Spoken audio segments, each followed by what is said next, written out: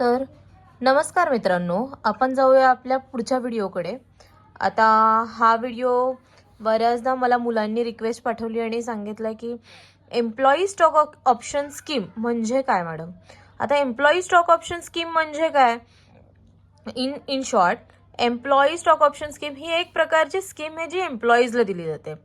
Now listen, under this scheme the permanent employees, directors or officer of the company or its holding company or subsidiary company are offered the benefit or right to purchase the equity shares of the company at the future date at predetermined price.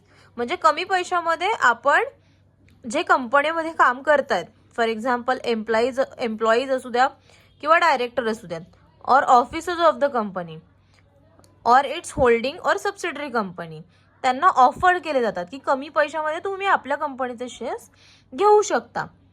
आता हे most of the का करतात, याच्यामुळे जे employees आहेत ते encourage होतात. EOS encourage the employees as they feel a proud to be a owner. एम्प्लॉईजला असं वाटतं की आपण कंपनीचे ओनर आहोत, तर त्यामुळे ते काम करताना सुद्धा इफिशियंटली करतील, एनकरेज होतात, दे फील प्राऊड. आता काही प्रोव्हिजन्स आहेत, काही कंडिशन्स आहेत, but in that case if you buy like this type of share, then a company may offer the share directly to the employees or through the employees welfare trust. म्हणजे company त्यांचे share directly त्यांना देऊ शकते किंवा employee welfare trust under देऊ शकते. Second condition आहे, the shares are offered at the price lesser than market price.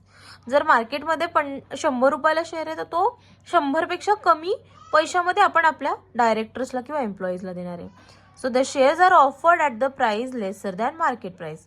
The next provision, there is a minimum vesting period of 1. म्हणजे तुम्ही 1 वर्षामध्ये डिसाईड करायचं आणि तो शेअर घ्यायचा. वेस्टिंग पिरियड 1 आहे. Lock in period 1. Lock in period म्हणजे काय, लॉक इन पिरियड म्हणजे तुम्ही त्या 1 वर्षामध्ये तुमचे शेअर कोणीही म्हणजे कोणताही एम्प्लॉई ट्रान्सफर करू शकत नाही कोणालाही आणि सेलही नाही करू शकत. दिस इज लॉक इन पिरियड. ठीक आहे, समजलं तुम्हाला employee stock option scheme. Thank you.